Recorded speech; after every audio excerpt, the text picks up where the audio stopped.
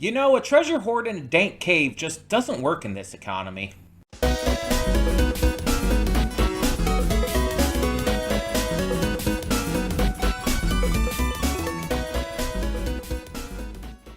Hey everyone, welcome to Princess of Gay. I'm your host Connie, and today we're here with a first impression of Dragon Goes House Hunting. This might seem completely out of left field. I've been doing a lot of first impressions lately, but they've pretty much all been for summer 2025 season anime. This series came out a few years back. I had never heard of it until just recently. I saw a single clip on TikTok. I'm not going to spoil what that is in case it's in this episode or whatnot, and honestly, I just don't want to spoil it anyway. I saw a single clip on TikTok, and it's like, I have to check this out. I just have to at least check one thing out here. If I don't like the first episode, if I don't think it's good for reactions and everything, then okay. But at least I'll have given it a shot, right? So the deal with this, from what I know of it, is it's a comedy anime. And I guess it's about a dragon who is looking for a new place to live. I would have to assume. Now, we're doing the dub, by the way, because that's what I saw the clip in. Just to let you know, just in case that matters to you. The clip I saw was in the dub, and I don't know how that clip is done in the sub, but the dub is part of what made me want to check it out. So, again, if it's in this episode, I'll let you know. But, for those who are new to the channel and don't know what a first impression reaction is, just as a note, a first impression reaction is something I do here on the channel to determine if a series that I might not know what I'm going to think about is something I would want to react to, watch on my own time, or just not something for me. And that's what we do. We watch the first episode or so. Usually it's just the first episode. On occasion it's been like the first two if it's a two-parter. But most of the time it's just the first. We watch the first episode, and yeah, I determine if I want to continue reacting to it at some point in the future, if I want to watch it on my own time, or if it's something I'm just not interested in. And like I said, this one is entirely based off of a single clip I saw on TikTok, so it could go either way. But I knew once I saw that I had to at least give this a shot, that I had to at least give it a first impression. Because comedy anime is something I don't do a lot of. Like, I've done plenty of anime that have comedy in it, but not as like the main focus, or even one of the main focuses. City the Animation, which we're doing currently, is a comedic anime. It's part of its main focus. It's like slice of life comedy, and that's something we just don't do a lot of. And so I wanted to like maybe put something else on here if we could, something a little lighter than a lot of the dramatic or, you know, emotional stuff we get to a lot of the time. And hopefully this ends up being pretty good. I don't know who's in this in terms of voice actors. I just know that again, the clip I saw, the dub made that scene so goddamn funny. It might be one of those kind of situations, sort of like the original season of Panty and Stocking, where the dub elevates it to such a high level that it's like you almost can't watch it in sub at all. It just does not work the same. It's not as funny. I don't know if it's going to be exactly like that, but it's like, I don't see that having the same comedic weight in the sub, personally. The one clip I saw. But I might be wrong. I mean, I haven't seen the sub, so I can't say for sure. Either way, we are going to check this out, see what this is, and just kind of hope for the best. So let's get to it. Hold up just a sec. Before you click that link down in the description below to get to today's video, I want to remind you of all the awesome content we have both on this channel and the Princess of Gaming channel. Let's check it out.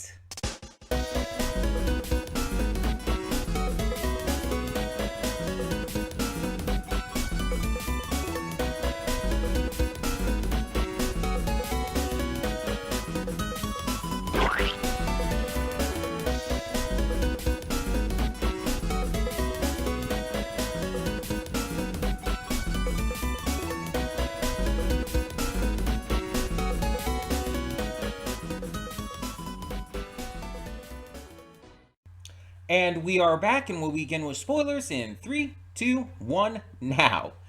I was not expecting Michael Kovac. I think that's why I wasn't placing it. Like, I'm hearing his voice, I'm like, I know his voice, and I can tell he's doing it lighter and more cutesy than he normally, like, does it. And it's just like, it's not clicking in my head. And I think it's just because I wasn't expecting Michael Kovac in, like, an actual anime. And again, it's nothing against him, and it's not saying he couldn't be in an actual anime. There's a lot of, like, YouTubers who have become actual, like, anime VAs and stuff. Like, Nate Wants to Battle, Nathan Sharp, Amelie, and so many others. It's not out of the question at all. But it's just like, it was, I didn't think about it. And that's why it wasn't connecting with me. Because it just wasn't in my expectation at all. I can hear it, like, entirely now that I know, but I wasn't getting it. I also looked up, apparently the female slime from, like, the beginning of the episode was Ann Yatko, who is Nobara from Jujutsu Kaisen. That's just pretty fun. That's... Yeah, I just really didn't expect him to be in this, much less the star of this. And it is interesting that he's not listed for this series on Behind the Voice Actors. This show must have, like, really gone under the radar. The scene I had talked about in the pre-thoughts, the one that I saw on TikTok, wasn't in this. So there is that aspect of things. Like, I didn't, like, see what I was not necessarily expecting to see in the first episode, but I didn't see it here. I'm still gonna keep it a secret as to what it was. Because I don't know when I'm gonna end up getting to this, but I do want to react to more of this. This, from what I've gathered, it's a 1-season show anyway. It's like a single core season show. And that's it. Which, for a show like this, just kind of makes sense. It seems like it has a singular goal. It's super comedy-oriented. It doesn't need to be anything more.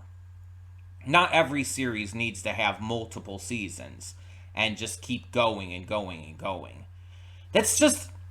It's something that all these anime studios and everything need to learn.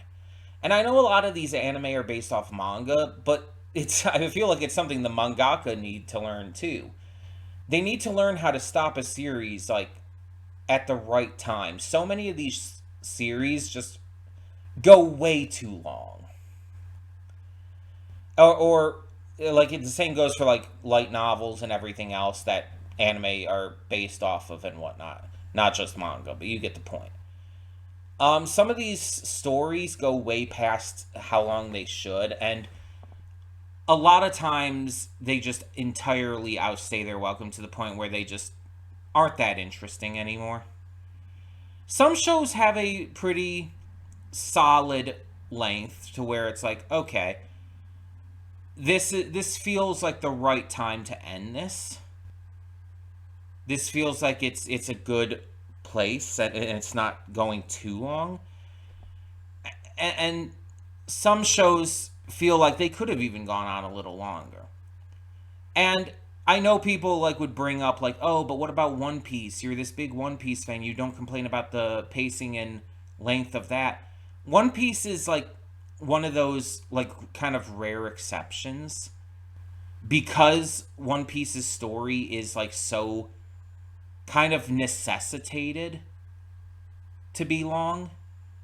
Like, One Piece would not work if it weren't long.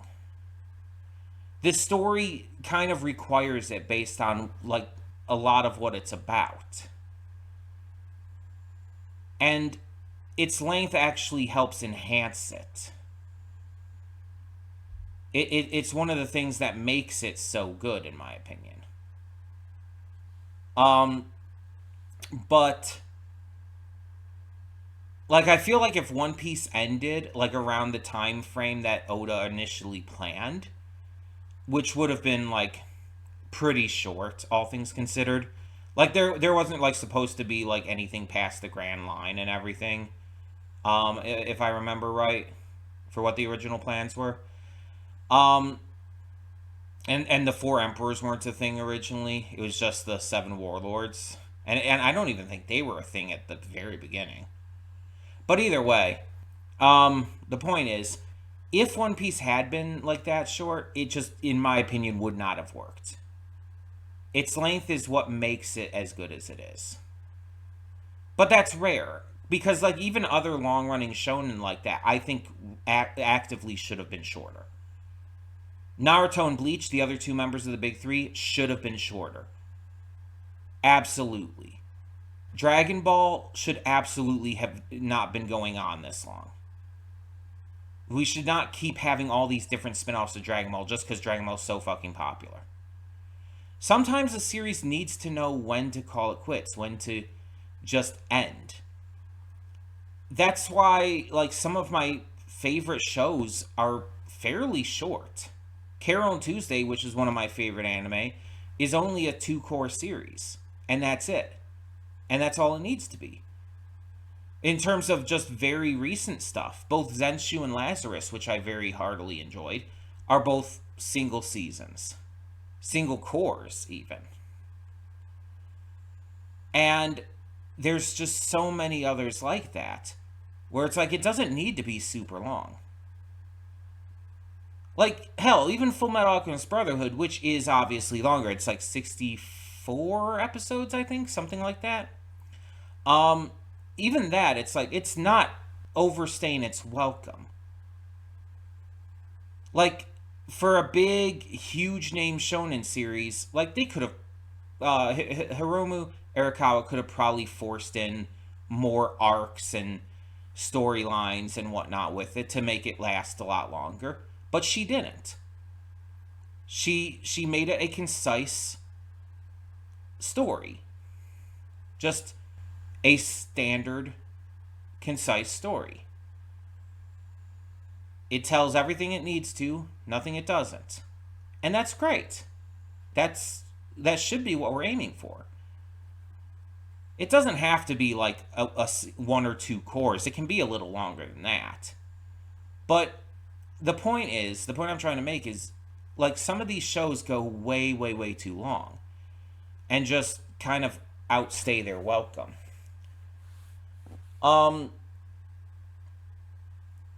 This series being so short, I think, is going to help it.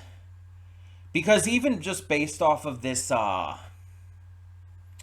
just based off of what this seems to be, like, about and everything, it's like, I can't see this lasting for more than a season.